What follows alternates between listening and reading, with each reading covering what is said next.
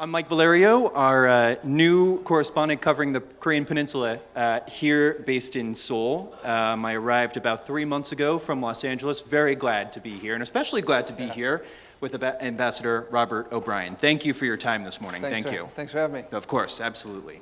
We're going to ask a few questions, and hopefully towards the end of this session, we will open the room for questions. So if you have anything, please raise your hand when we reach that time during the interview. We'll try to save enough time. But I think we're just going to jump right into it. Again, welcome to this corner of the world. We are so glad to have you in our company.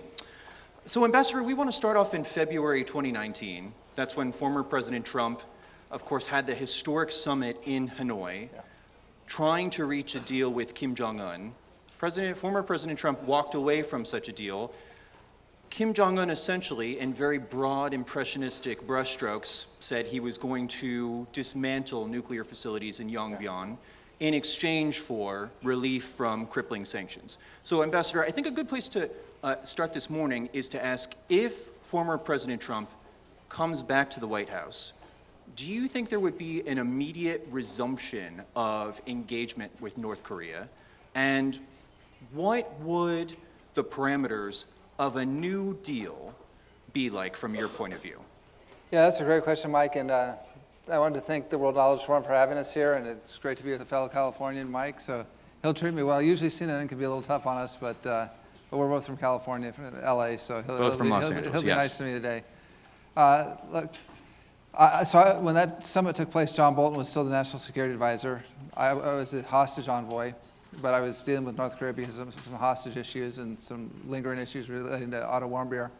So I had some involvement, but my colleague Allison Hooker and Steve Biegun were assisting President Trump, and of course Mike Pompeo and John Bolton.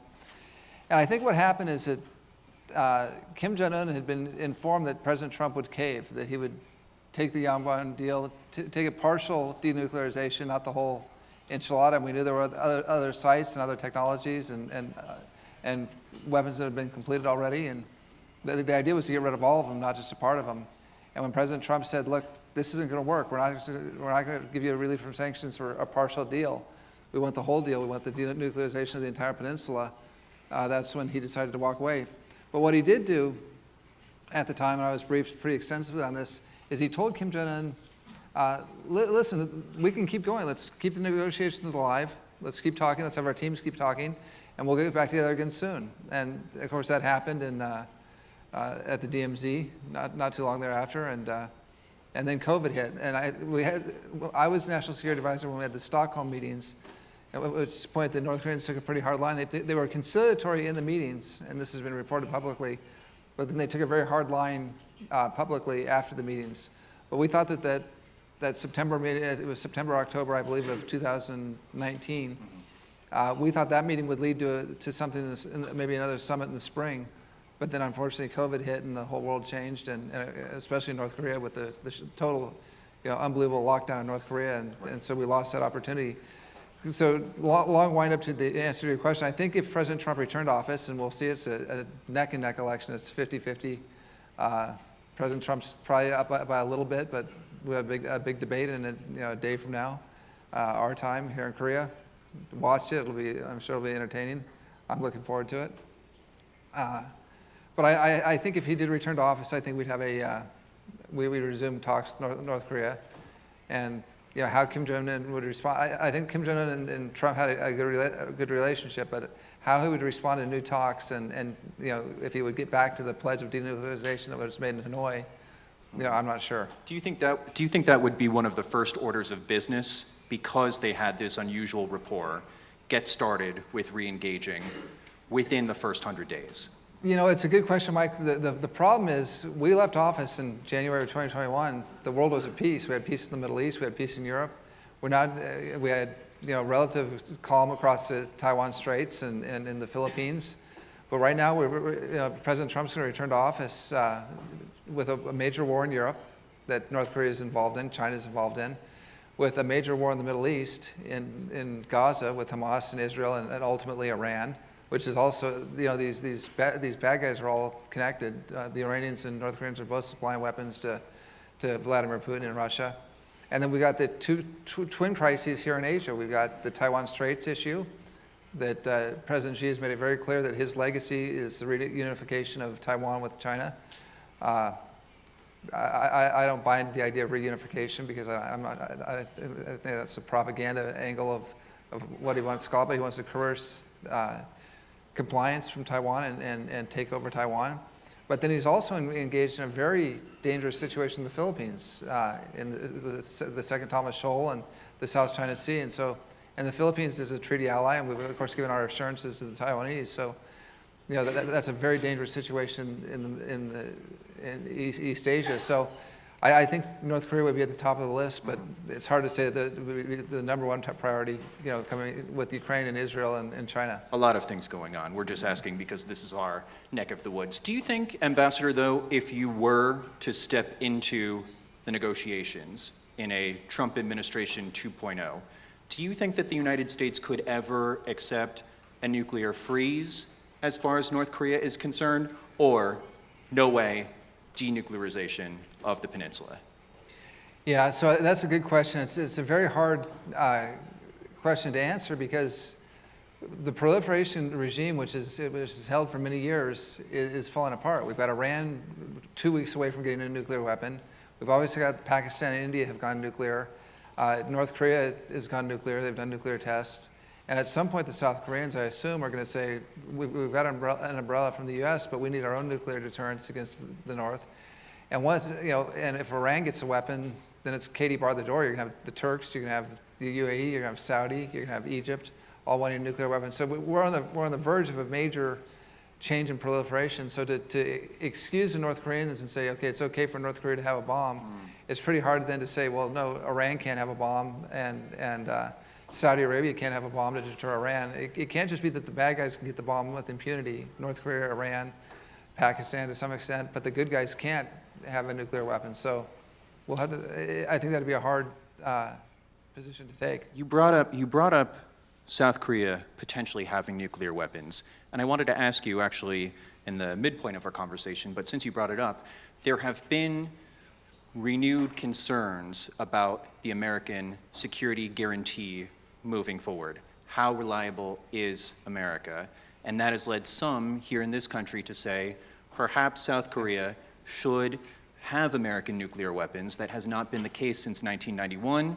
Perhaps South Korea should have some domestic way of producing nuclear weapons. So it seems as though you're against that. How do you feel about that prospect? What say you on that front? So first of all, I think the United States security guarantee for South Korea is as strong as anywhere in the world. I mean, we've had 50,000 Americans fought and died here. Many more were injured in the Korean War. And we fought side by side with Korean allies in Vietnam. Korea supplied hundreds of thousands of troops in Vietnam. We fought side by side in Afghanistan just recently. The security guarantee, I think, is rock solid, whether it's a Republican or a Democrat administration. Even though the former president has openly mused about perhaps removing American troops from Korea if, from his point of view, Korea does not pay its fair share, you still think that the alliance is rock solid, guaranteed? Absolutely. And look, I think that's sometimes with families you have to have tough love. And this was a NATO issue. It was an issue with Japan. It's an issue with South Korea. Now, South Korea's got a great story to tell in its military. It's highly capable. The Navy's great here, first-class ships and shipbuilding, high tech. I mean, you're now supplying our allies with I think Poland's buying 1,000 South Korean tanks. The South Korean Army and Marine Corps and Naval Service is top-notch. So, look, I think that the most important thing we add to the equation, certainly the troops here is a tripwire, and to support the South Korean forces, but I'm not sure the South Korean forces need us. I mean, we're very capable, and we're a good ally to have, and I'm sure it's good to have us here, but... I think they would say that they appreciate and certainly need us. No, I think they appreciate it, but I think the South Koreans can take care of themselves pretty darn well. I mean, they're highly capable people. But they don't have nuclear weapons. No, we have the nuclear security umbrella. And that's the point I was going to make, Mike. You're right, that where we add real value is the nuclear umbrella. And that's what... I think that's a rock-solid guarantee. Mm-hmm. But if we were to go, Camp Humphreys, about an hour and a half drive from here, is the largest U.S. military base overseas. Yeah. It has a population that's bigger than Annapolis, Maryland. It has a population that's bigger than Atlantic City, New Jersey. So could that force just go away? I mean, I know congressional approval will be needed, but it seems like we are sewed into the fabric of the Korean tapestry. No, look, I agree with that. I don't see American troops leaving Korea. My only point is, I think we're more in a support role now than we ever have been. I think there was a time I see. when South Korean independence and security depended on American troops being here. Mm-hmm. I think the South Koreans they'd wipe the floor with the North Koreans if there was ever a war. Look, we've got China. We've got a very difficult situation with the rising China. Korea is a critical part of our supply chain. Samsung and other companies in Korea are the lifeblood of our economy with advanced small 2 and 3, 4 nanometer chips, and it's a complement to TSMC. But TSMC could go away depending on what happens in Taiwan. So the American commitment to South Korea is in our interest. It's not just we're not doing charity for South Korea, but it's in our interest to be here.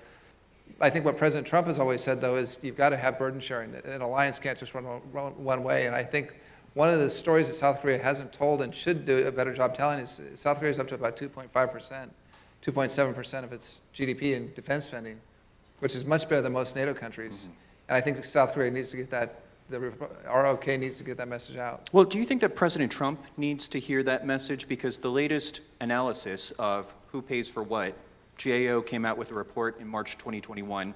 It looked at 2016, 2017, 2018, 2019, and it found that South Korea paid for about a third of the shared defense costs. Now, the United States is the largest economy in the world. South Korea is, of course, doing phenomenally. Yeah. They are 14th. So if you're a country paying for a third and the United States has this huge population advantage, isn't that paying a fair share? Well, we've got global commitments. We're all over the world. I mean, we've got a lot of countries that rely on us for their security needs in Europe and in the Middle East, and there are a lot of countries that pay the whole amount for U.S. troops. So if you go to the Gulf, the GCC countries, UAE, Qatar, Saudi, they pay the entire amount. So there's some, I'm not sure what the exact number is, but there's some number. No, I don't mean to quiz you or anything. But there's a number that's fair, and probably the South Koreans are doing so well. I mean, the economy is doing so well, and they're sponsoring, Genesis is sponsoring the Great Golf Tournament in LA, and the South Korean brands are doing well in America. So I think you think that South Korea still needs to do more? I think South Korea could probably do a little bit more. Yeah. How do you think that's received here in a room filled with South Koreans? Well, look, I think they should be pleased about it. There's been no greater success story in my lifetime of a country. You take a look at South Africa, Poland, maybe, but the transition from authoritarianism to democracy and the takeoff of the economy in South Korea is amazing. It's a miracle story, and so I think they should be thrilled that they're in a position to pay for more of their own defense and to help burden share. So I think it's a positive story, not a negative story. No, I agree. Let's talk about your vision, what you could see if Mr. Trump wins a second term in the White House. So if that does happen, you showed up on the scene, I think about 80 days after the DMZ summit between former President Moon, Kim Jong-un, and former President Trump. I'm just curious, Ambassador, what your conversations with the former president were like when North Korea came up. What was the president's vision, his to-do list here, in addition to getting a deal done? What do you think would change quickly? What would change slowly if Trump were to win again in November? With respect to Korea? Yeah. Yeah, so I think I was busy getting ASAP Rocky out of jail in Sweden. You had a lot to do, yes. That summit, which was probably a little more important than what I was doing, but we got ASAP home, fortunately, for Rihanna. Look, the big issue I don't talk about my conversations with the president. In broad, but I will share one thing. Brushstrokes. Very early on, we were talking about the Korean situation. The president looked at me and he said, the Koreans should send their women to negotiate with Kim Jong-un. And I said, why is that, Mr. President? He said, if you watch their golfers, they dominate the tour. They're killers. They never choke. They make all their putts on in the finals. They win all the events. Those Korean women are tough. And I think he was right. He was very impressed by Korean women on the LPGA and the Korean women on the golf tournament. But it's quite a memorable conversation. It was pretty funny. And but he was probably right. But What else did he say to you in terms of his vision for? I think his vision was to get the nukes out of North Korea. I mean, President Trump was very concerned about nuclear proliferation. We were very concerned about it with Iran. We were very concerned about it with North Korea. One of the most sobering briefings you have as National Security Advisor very early on in your tenure, the first day or two. You get read in on what's going on with the football, the military aid that carries the nuclear codes after the president, and how that works, and what would happen in the event of a nuclear attack, and the options the president has. And it's incredibly sobering to think about what would happen in an all-out nuclear war between China and America, or between Russia and America, or North and South Korea, if the North Koreans used nuclear weapons and we had to respond. How did he, if I may jump in, how did he react to those briefings of the worst case scenario? It was very sobering for the president. And so he was very committed to nuclear nonproliferation.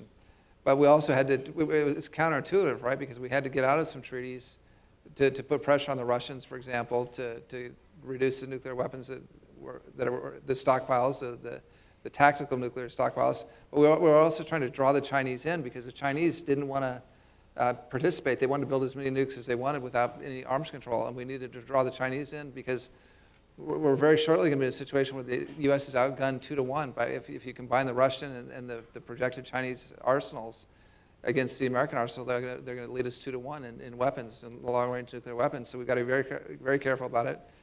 The president's concerned about it, and so maybe North Korea is a tough nut to crack, but it might be a little bit easier to crack that nut than China. Iran's a tough nut to crack, but we can get after it. If we fail there, and we can't stop nuclear weapons on the peninsula, and we can't stop nuclear weapons in Iran, we're going to have a bunch of other countries. I mean, it's going to be very hard to tell the South Koreans not to get nuclear weapons. It's going to be very tough to tell the Egyptians or the Turks or the Saudis not to get nuclear weapons if their adversary has them. So we've got to really get this proliferation genie back in the bottle, if we can. Let's briefly, well, not so briefly, let's switch to the Democratic Party side of the equation. I'm curious, Ambassador, what you think will happen. How do you think relations between the United States, North Korea, and South Korea will change if Vice President Harris wins in November? What do you anticipate will happen if she and Governor Walz win? Well, I think the first thing, Mike, is that you're going to see a continuation of the current policy. And there's some benefits to the current policy. And look, I don't want to take credit for Camp David for what happened, but my first month in office, I had Director Chung and Kitamura-san, the National Security Advisor of Korea and the National Security Advisor of Japan, come to the White House. And it was a very tricky time because the JSOMIA, the Joint Intelligence Sharing Agreement, was about to lapse. And President Moon was not a fan of Prime Minister Abe at the time. And it was very important to the U.S. to contain China and to keep our allies strong, to make sure that intelligence agreement worked. And we hashed out a deal. It was very tough. There were a lot of emotional issues like the comfort women and other issues that were quite emotional at the time.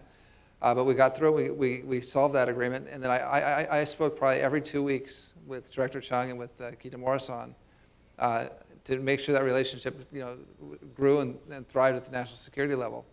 And I think that was a precursor to what happened at Camp David. So, and I don't always criticize. I criticize the Biden folks a lot. I don't think they've adopted a peace through strength approach to foreign policy, which keeps America safe. But I think on the issue of Camp David and the trilateral relationship between Japan, the U.S., and South Korea, they've done a good job. Now the problem is the that part of the equation, the diplomatic equation between Korea, Japan, and the U.S. is great and in good shape, and it'll continue to be in good shape under the Trump administration. But under a Harris administration, I think it'll continue. But you're not going to have the strength that we need to project against North Korea to put maximum pressure on them to bring them back to the negotiating table on the nuclear issue. And that concerns me. How would you, so you're certainly concerned, how would you describe the Biden policy towards North Korea now?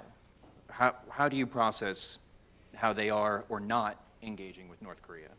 Yeah, Mike, so look, I'm always concerned. I don't like to be overseas and criticize the current president, but there's a tendency among Democrats, and especially among the Biden-Harris camp, to be very.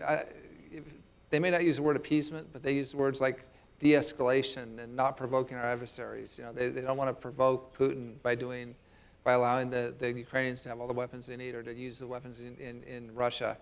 They don't want to provoke the Chinese, so they send Janet Yellen over and the cabinet ministers over to, cabinet secretaries over to what I would say kowtow to Beijing. They don't want to provoke Kim Jong-un, but that weakness isn't viewed as a positive by our adversaries. They don't respect it. They see that as an open invitation to engage in more malign activity. And I think the paradox of Trump is, the Democrats like to say, well, he pals around with Putin, or he pals around with Kim Jong-un, or he claims that Xi Jinping is his good friend. Donald Trump was very cordial with foreign leaders, especially even our adversaries, Putin, Xi, Kim, but he was also very tough. Remember, the summits with Kim came after the little rocket man, after my button's bigger than your button. Remember. After we sent a carrier group to the Sea of Japan and put tremendous pressure, and after we got the Chinese, amazingly, to agree to enforce sanctions at the UN, which was unbelievable. We got all 5 permanent members to agree to a sanctions resolution. So the chumminess and the cordiality came after the maximum pressure. So the strength, paradoxically, leads to an ability to have a more cordial relationship. And unfortunately, that's something the Biden-Harris folks don't understand. They want to just go straight to the good times and let's all be friends, and we'll apologize for whatever America did to offend you in the past, and let's get past that and be good friends. But these dictators are tough men. They're hard, and they don't respect it. And that's a problem in North Korea. It's a problem in China. It's a problem in Russia. It's a problem with the terrorists in the Middle East, with Hamas. I think the Biden administration might respond to that in part by saying, hey, we have these trilateral exercises. We have Ulchi Freedom Shield, which just wrapped up a few weeks ago, peace through strength. Ambassador, do you support those exercises, those military drills going forward? They, of course, were on pause while former President Trump was re-engaging with Kim Jong-un. What do you think about Freedom Shield and the exercises that Kim Jong-un certainly does not like? What do you think about that? No, look, I think they're positive, and they send a strong message to our adversaries, in this case, Kim Jong-un. And so, look, I think there are 3 things that are going on in the East Asia that are very promising right now and the Biden administration has done a good job on some of them. One, you've got the trilateral relationship between South Korea, Japan, and the U.S., critical. And that is the strongest military alliance, I think, in the world. When you take the Japanese Navy, the South Korean Navy, the South Korean land forces, the American forces, that is an incredibly potent force. And trust me, Pyongyang and Beijing watch those exercises, and they watch that alliance carefully. You've also got the Quad with Japan, India, Australia, and the U.S., which is it's not really a military alliance yet. It's kind of a loose diplomatic alliance, but there is a military flavor to it, and we're doing some exercises there. I'd like to see South Korea join the Quad. I think the Quad would be stronger with South Korea as part of it. And then you've got AUKUS, the U.S., UK, Australian nuclear submarine deal, but there are other aspects to that deal as well. So you've got 3 very strong multilateral arrangements taking place in Asia now that I think send a tough message to Beijing and to Pyongyang that are the allies that share values, the democratic allies, are going to stick together and aren't going to wilt. In that vein, do you have any thoughts on whether the trilateral alliance between South Korea, the United States, and Japan will survive changes of leadership? We're going to have a new prime minister of Japan in about 3 weeks' time. There have been articles in the press that perhaps when there's a new American president, when there's a new president of South Korea, perhaps the trilateral alliance, this historic partnership, will not survive. Do you have any thoughts or opinions on that? Look, I think it's going to survive because it started in the Trump administration, and it was nurtured in the Biden administration. So at least on the U.S. side, it's a no-brainer. It's a natural alliance. We have an economy and a people and a democracy as strong as South Korea, together with our traditional ally Japan and the U.S. The shared values there are incredible, and the military strength that we bring to the table. The U.S. can no longer do it alone, especially with Beijing. Beijing is so big. The scale of Beijing and China, the shipbuilding. Without the South Koreans, I don't think we could build enough ships and the Japanese to counter the PLA Navy. So that alliance, it just makes sense geographically. It makes sense politically. It makes sense from a shared values standpoint. So I think it'll remain strong and probably get stronger. And I'm not making a prediction now, but I can see it formalized in a treaty at some point. I was wondering if you could talk more about what you wrote in Foreign Policy about peace through strength. There were a couple interviews you did with Margaret Brennan from Face the Nation, our own Christiane Amanpour here at CNN, where you were talking about the United States Marines and repositioning them to have a particular emphasis here in this corner of the world. I was wondering if you could tell us more about that, what you envision for the future of the United States Marines that have a particular focus, a particular strength. Go ahead, please. Thanks, Mike. Look, one of the things we've talked about, and Obama talked about this, was the pivot to Asia, that the U.S. was going to move from being a transatlantic-centered power to an Asian-centered power. And look, we can't do it all anymore, so we've got to pick and choose. And right now, the center of the world economy is no longer the North Atlantic. It's this part of the world. It's North and East Asia. That's where America benefits economically, and it's where the greatest security threat with the PRC is and the CCP. So we've got to move our units here. One of the reasons that President Trump wanted to get out of Afghanistan, not the way that it ultimately happened, but we wanted to get out of Afghanistan so we could pivot those troops, and those are largely Army and Air Force troops, but personnel, to places like Guam, Hawaii, the Aleutian Islands, American territories in the Pacific, California. But what I said in Foreign Policy magazine is that, look, the Marine Corps is well suited for the Pacific region. I mean, they of course gained their greatest fame in the island campaigns in World War II. And the Marine Corps is not that big. It's 200, well, a little less than 200,000 personnel now. We had to take the combat force, the tip of the spear of the Marine Corps, and move that out of the Middle East and Europe. The Army can cover that, and the Air Force can cover those places, and put an expeditionary Marine Corps presence in the Pacific far more extensive than it is now. And I think that would send a message to our democratic allies at South Korea, Taiwan, Japan, Australia, New Zealand, Thailand, the Philippines, that America's got your back and we're here for you. And send a message to our adversaries, primarily China, but also North Korea, that if you invade one of our partners or our allies, or you do harm to America, the U.S. Marine Corps is here and ready to respond quickly. I have a couple more questions before I want to see if anybody in the audience has anything to ask.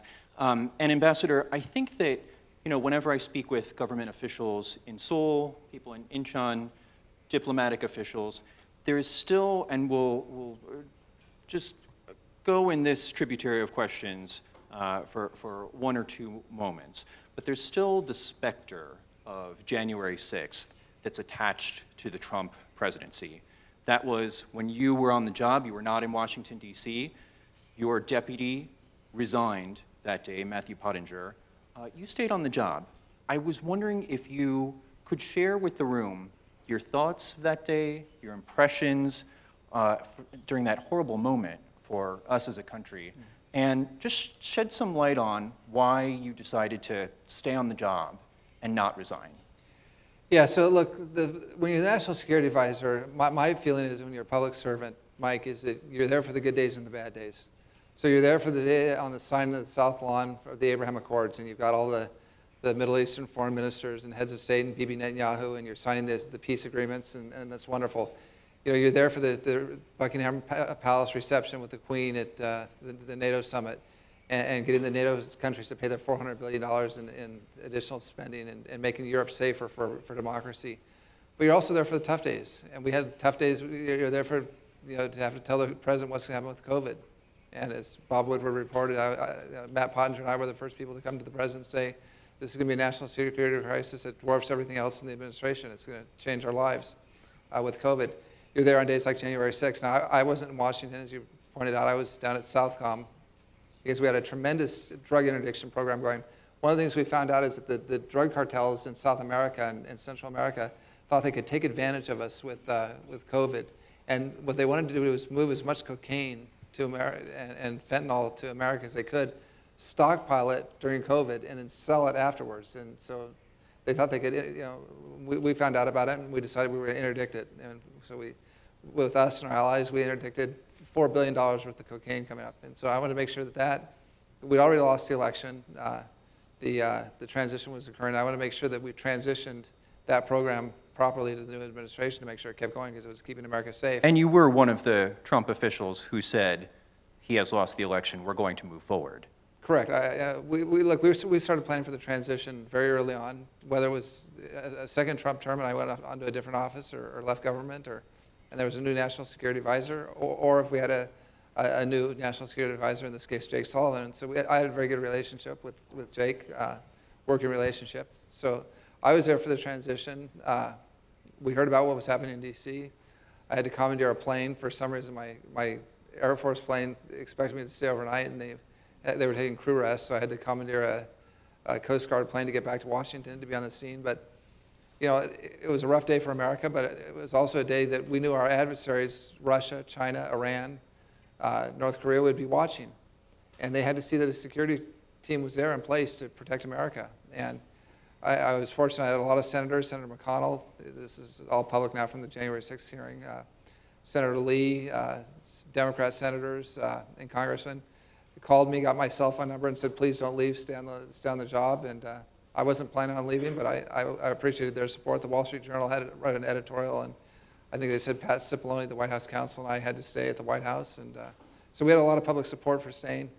The next morning, Mike Pompeo, the Secretary of State, John Radcliffe, our Director of National Intelligence, and I had a briefing over at the State Department, and we tweeted out a picture of the three of us, and it went viral on the internet just to show our adversaries that, look, the watchmen were on the tower, and we weren't going to let anything happen to America during this turbulent domestic time. And look, America's had turbulent times. We had 1968 when Martin Luther King and Robert Kennedy were assassinated.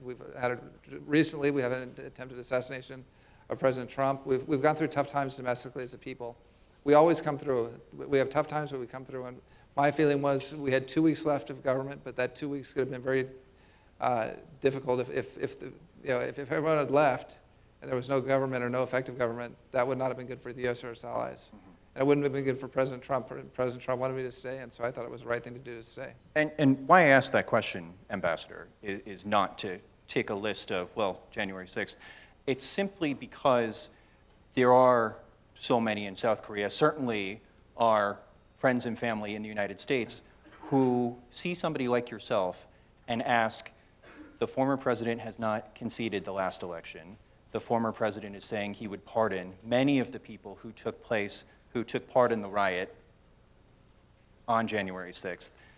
How could somebody continue to work for the former president? So that is my way of asking for anybody here, in Seoul, in foreign capitals, who are concerned still about what they've seen. What can you say, Ambassador, to the people in this room that makes you confident that working for former President Trump is still the right thing to do, given everything that has happened after January 6th? What can you tell the people in this room about why you're still confident that working for Mr. Trump is the best thing that you can do in your public service? Because I've been to Ukraine. I saw what happened there with the invasion. Ukraine wasn't invaded under President Trump. And the only reason Ukraine is free today is because of what we did, and it was hard. It was a very heavy lift to get the 600 Javelin missiles, the anti-tank missiles, and the training to use those missiles. So recall when Ukraine was invaded, there was a 3-axis armored attack, a blitzkrieg, 3 tank columns coming to Kyiv. They were shut down by the Javelins. Now, look, the Javelins weren't enough to win the war, but they were enough to stop the initial thrust of the invasion. What about the former president holding up aid after that phone call with Volodymyr Zelensky? Yeah, that's a hoax. The aid wasn't held up, and in fact, the Javelins, which we were trying to get through, were being held up by people in the office of the Secretary of Defense, and we had to get a presidential cabinet memo to get it through because there were people, holdovers from Obama, who did not want to provoke Putin. It was the same story. If we send the Javelins to Ukraine, it'll provoke Putin, it'll cause him to invade. Number one, it caused them not to invade, and number two, it allowed the Ukrainians to defend themselves when they were invaded. So Ukraine is free today because of President Trump. Now, I give the Biden administration credit for supplying Ukraine afterwards, but the catastrophic withdrawal from Kabul, from Afghanistan, telling Vladimir Putin that a minor incursion, which President Biden had said might be okay, and approving the Nord Stream 2 pipeline when we shut it down, those were all the wrong signals to Russia, and so they interpreted those signals as a green light to go into Ukraine. So you asked about President Trump, though, why I'd serve him peace with strength. My wife and I went to Israel recently. We were at the site of the Music Festival massacre. The kibbutzes where people were slaughtered, toddlers were killed in front of their parents, parents were killed in front of their young children. This was not collateral damage. These weren't civilians killed in an attack on a military base and civilians got killed.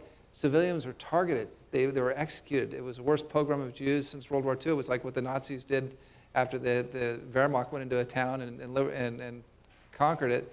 The SS would come in and liquidate the Jews. That's what happened here. And so you can't look at the parents of the hostages, many of them I've met and know. You can't look at the people of Israel and tell them they're better off under President Biden or Vice President Harris and not under President Trump because they know better.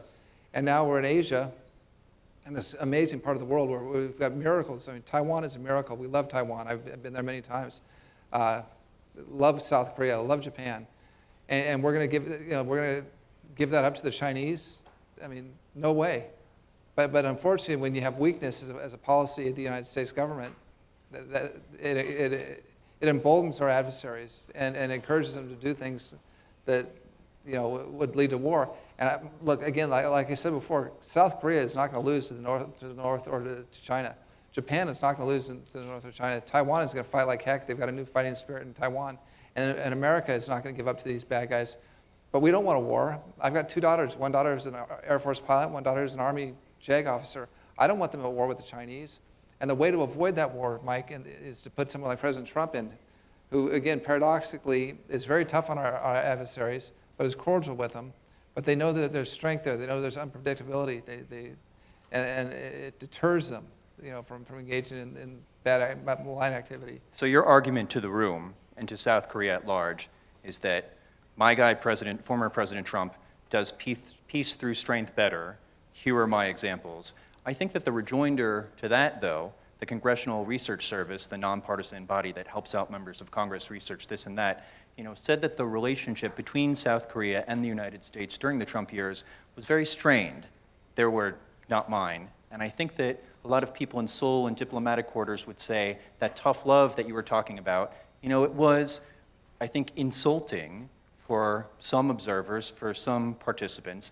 And I'm curious, before we go to audience questions, if anybody has anything to ask, what you would say to that sentiment. Yeah, so the answer is very simple. We live in a democracy, and South Korea is a democracy. South Korea elected a president, President Moon, who is not a fan of President Trump. He was a very far-left leader of South Korea.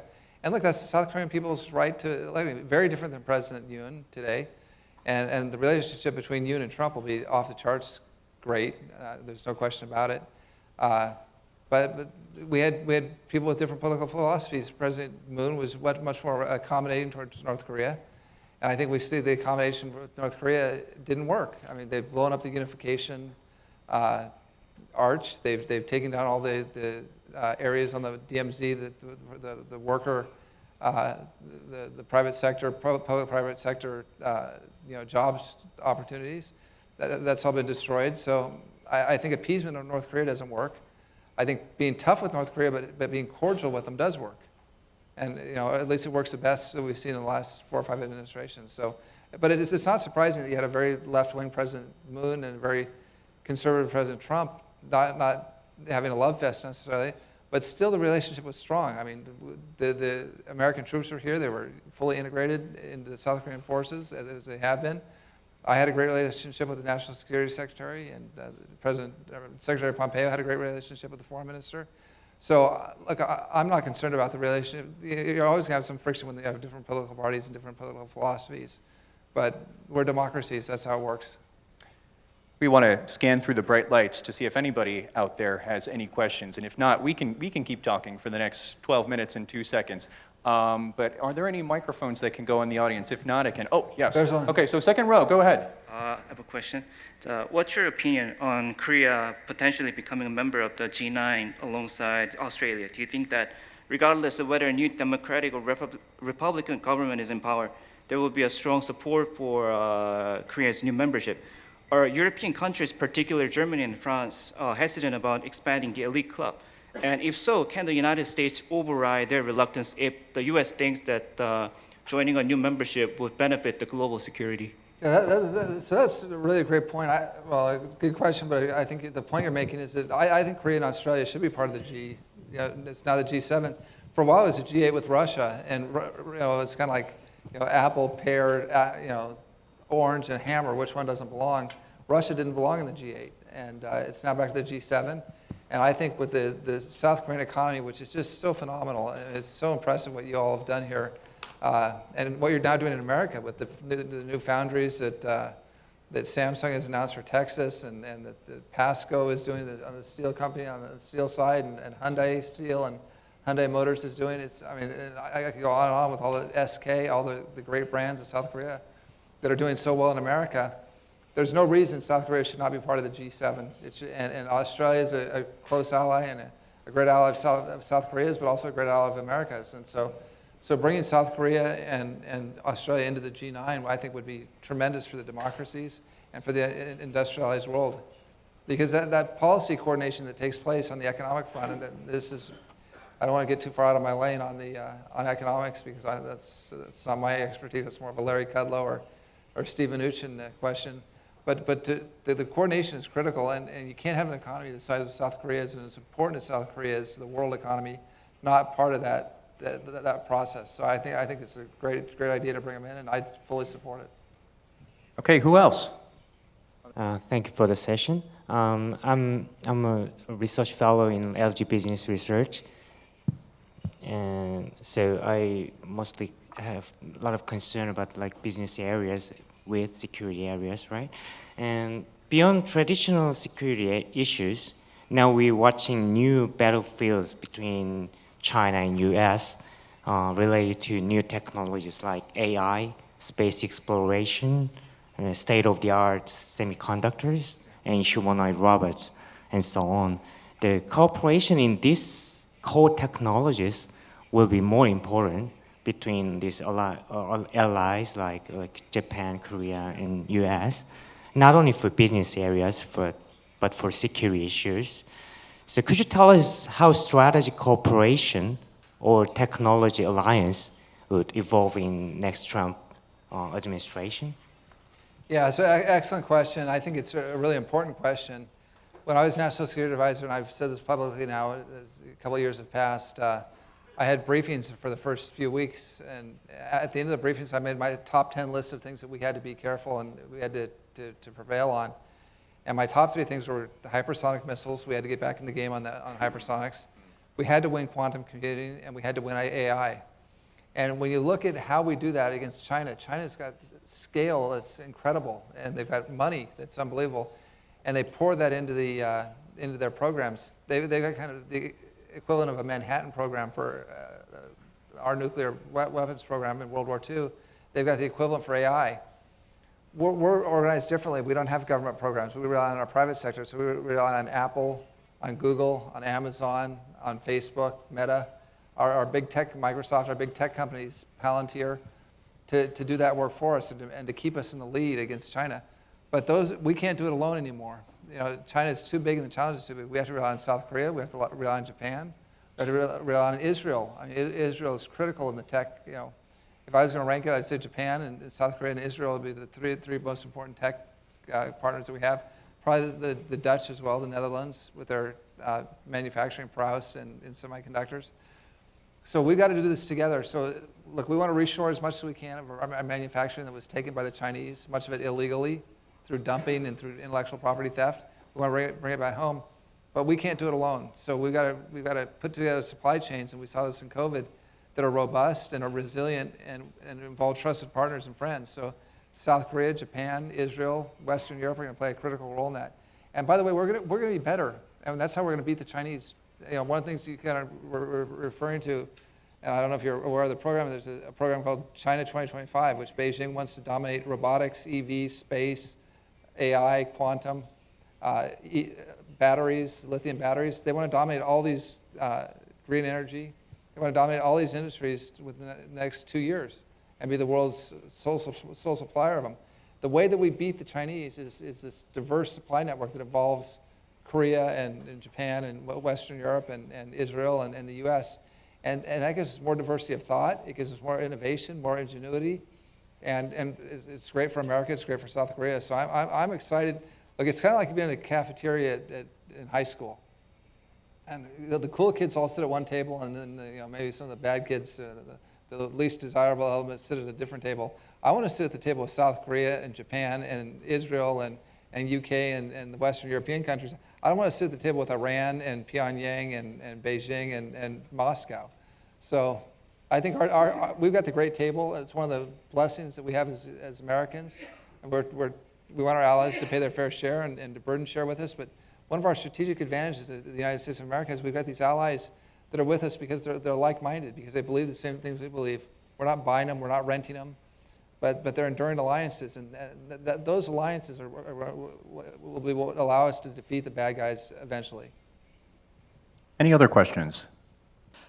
There's rising dissatisfaction among Koreans regarding the Biden government that it is too pro-Japan. So I was wondering, how would a new Trump administration do things differently to make sure that the relationship is balanced? Yeah, so I think that's a fair point. I don't think the U.S. is pro-South Korea or pro-Japan. I think, if you look at both alliances are critical. We've got thousands and thousands of troops and families in both countries. Our defense, both the entire Pacific, relies on a relationship with South Korea and Japan. And our economies, there was a time when the Japanese economy was such a juggernaut that people thought it would be bigger than the U.S. economy, bigger than the Chinese economy. That didn't happen. And now the South Korean economy is approaching, it's not quite as big, but it's approaching the size of the Japanese economy. So both countries are important to us. It's like if you're a parent, which of your kids do you love the most? And we love both South Korea and Japan. And one of the things I saw my role in the trilateral meetings with the national security advisors of the three countries was to make sure that we all got along, and that we and maybe both sides could talk to us and give us their complaints a little bit. We could answer them, and try and smooth out the relationship, because I think Japan and South Korea, and I understand it's a complex history. I'm not trying to whitewash the history or the difficulties that took place on the Korean Peninsula during the time of the colonization and the war, the terrible things, but we're in a different world now, and we're in a world where we're facing a threat to our way of life, a threat to the way of life of South Korea, a threat to the way of life of Japan, a threat to the way of life of America from the Chinese Communist Party. And if we're not aligned, if we don't stick together as Japan and South Korea and America, then the Chinese communists are going to win, and our lives are going to be very different than they are today. And so we've got far more in common than our differences, and we've got to try and get over those differences. And perhaps America can help ameliorate the conflict between Japan and Korea. Any more questions in the 2 minutes, 49 seconds we have left? And I just wanted to ask, recently the commander of the Indo-Pacific Command said that South Korea the U.S. might deploy nuclear subs to South Korea if needed for strategic reasons. And I wanted to ask, what do you think about the U.S. deploying nuclear-capable submarines in the Korean Peninsula, and what role do you think South Korea plays in enforcing the U.S.-based nuclear triad? Well, look, our most effective weapon to deter China is our nuclear submarine fleet, our Virginia-class and our Los Angeles-class subs. And the Los Angeles-class subs have more life on them than people thought they would, and we're going to do ship life extensions on a few of them. The Virginia-class are world-class, and the Chinese are scared to death of them. So to deter Kim Jong-un and Xi Jinping, having those submarines in the region is very important, and to the extent they can be based and maybe even potentially maintained. We've got a huge maintenance problem in America. We don't have the shipyards that Korea has. The Chinese are outclassing us totally in shipyards, and we've got half our submarine fleet is tied up alongside. I'd love to get to a point where South Korean shipyards could service our most technically advanced warships, our nuclear submarines. I'd love to have them come here and get fixed here and get maintained here. I think that'd be good for the alliance. I think it'd be good for South Korea and good for America. But ultimately, the government of South Korea will have to be on board with having nuclear subs make protocols in South Korea. I think they have in the past. And mainly for the attack, the 100-killer subs, not so much for the boomers, for the subs carrying our SLBMs, our nuclear deterrent, but for the 100-killer subs, look, I'd love to see them come here. I'd love to see them get maintained here and fixed here and repaired here. And I think it's good for the security of South Korea and good for the security of the United States. Ambassador, if Donald Trump wins in November, where will we see you? As Secretary of State? Look, I'll salute and say yes to the president if he asks me, but look, there are a lot of great people who want to work for the president. I mean, the names I'm here: Secretary of State Ambassador Rick Grinnell, Senator Bill Hagerty, Senator Marco Rubio. a lot of people at Defense, Congressman Mike Waltz, Senator Tom Cotton. So there are a lot, Elbridge Colby. There are a lot of great people out there who want to serve in this administration. And I think it gives lie to the people that say, there's some sour grapes of former Trump officials that don't want to work for him, and that's fine because they're not going to get offered a job. But the number of people that want to work for the president because they believe in his policies and believe in peace through strength on the national security front is enormous, and they're high-quality individuals. People like Lindsey Graham, Tim Scott, Vivek Ramaswamy, Doug Burgum, the governor of North Dakota. So there are going to be a lot of people angling for those jobs. That, I was privileged and proud to work for the president and to serve America in multiple administrations. And if I'm asked, I'll obviously do my part, but we'll have to wait and see what the president wants to do. Indeed. Ambassador, thank you for sharing your thoughts with us this morning. Thank you, Mike. That was Thank you great. for visiting us here. Thank you, everybody, too. Thank you for having us.